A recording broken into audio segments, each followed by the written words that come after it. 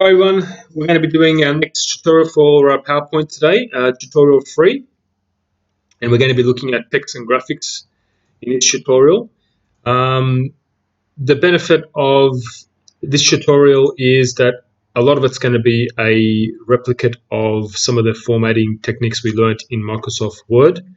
We're just going to look at how that applies to a presentation PowerPoint slideshow. So I'll get people to first of all open up or have opened the presentation that they created, the slideshow that they created in exercise or tutorial 2. And we're going to go through some of these formatting techniques. So the first one is inserting a picture.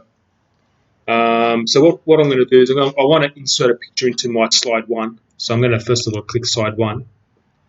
And then I'm going to go to the insert tab, which is over here. And then I want to insert a picture. Now, this will only work if you've actually got pictures saved on your computer. Okay, so I'm going to get pictures here, and then I'm going to find my Save Pictures folder, and I'm going to click on one of my pre-existing pictures, and I'm going to hit Insert, and that's going to insert that into slide 1. Now, as you can see here, we're going to have to resize this because it's taken over the whole slide. So it's got to, if you have a look at the steps, right-click the mouse button on the picture just inserted, which is like that. And then we want to select the cut object or press Control X. So if we go Control X like it's suggesting, that didn't work. Let's hit OK. Size and position. So here you can modify the size. So I'm going to make it a bit smaller, like that. That's one way of doing it. Other way of doing it is if you click on the picture and click on that one there, you can actually make it bigger and smaller that way as well. Also, you can click on the picture and just move it down. That repositions it also. So all your formatting techniques for your pictures are over here. So you can muck around if you like on some of the different formatting functions or features. But that gives you a bit of an idea as to how to insert. If you go to slide 2, I just want to quickly show you something else as well. If we go to insert here and go to online pictures, if you don't have any pictures stored on your computer, you can have a look at some pictures that are online, and you can select one of those pictures if you wanted to. And that should come across to this slide here. And once again, we can format this by making it smaller, as you can see.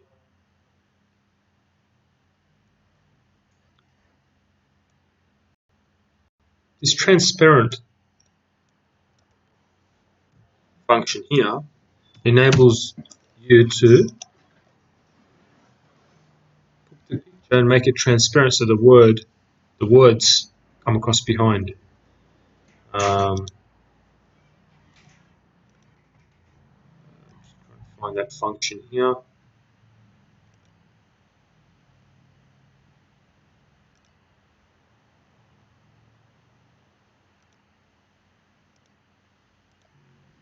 couldn't find it, unfortunately. I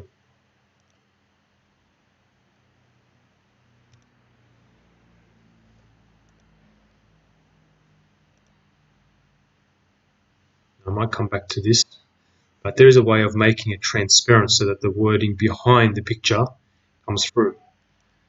But for now, let's disregard, let's make it smaller, and that's another way of inserting a picture, an online picture. Exercise 2 looks at modifying text, changing font and color of the text. So once again, we're working on slide 1. So we'll go to slide 1 over here. We click on home page, which is where we are at the moment. We want to change the font to what you want. So if we simply just highlight the font that we have, you can go over here and change the font as you please. You can also change the color through here.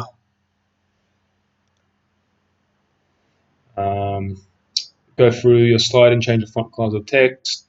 Center align all the title information. So this over here is called the alignment. It's already centered. But if it was over here, for example, send it to the left and we wanted to send it to in the middle, and centered the text, we click on that one and that centers it. So that's exercise 2. Also, we've got bullet points, which refers to slides 2 and 3. So if we go to slides 2 and 3 over here, you've got this information which is already in bullet point form. But if I wanted to change the way the bullets appear, if I go over here, I can, for example, put this type of a bullet point.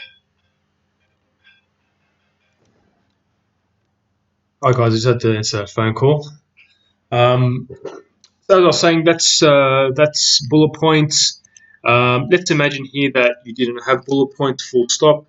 So if that our information looked like that, it's the same concept. You'd simply highlight the information, go to your bullet points over here, and select bullet points and select the type of bullet point that you're after. So that's bullet points.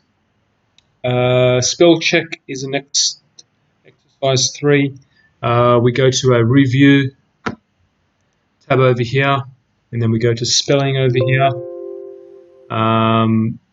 We've done a spell check already, it says, and there's nothing there to check.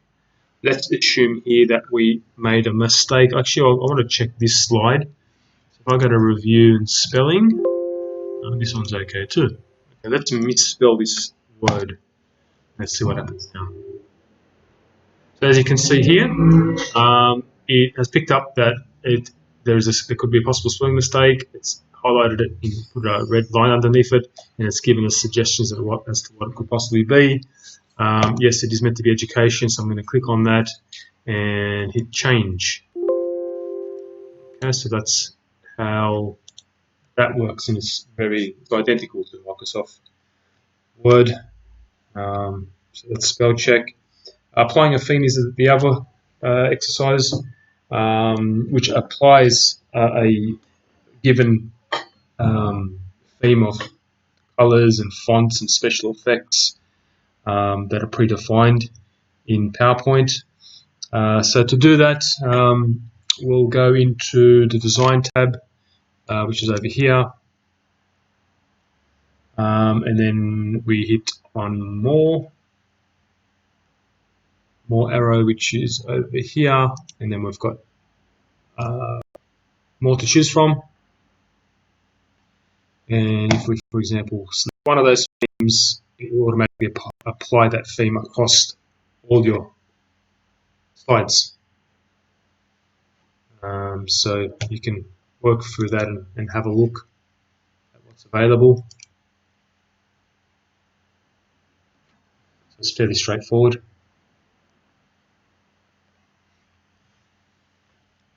The other one we have is adding a background.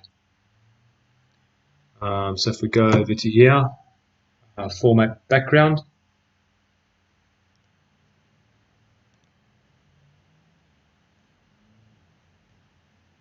and then we go to customize. Here we go, format background. If we want to customize this, so let's assume here that we wanted to put a fill, background fill.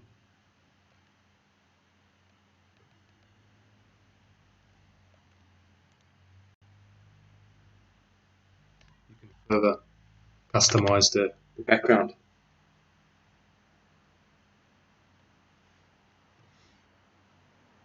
So yeah, it's a matter of trial and error. A lot of these things are just a matter of playing around and seeing what it can, what it can't do. That way you get a better understanding. So what I'll ask people to do now is simply work backwards and go through some of the editing techniques that I've just covered to essentially personalize the 4 slides that we've created. And once you've done that, you can then just run your slideshow and you will have a better understanding as to how to customize your slideshows in anticipation for the next one. Thank you for listening.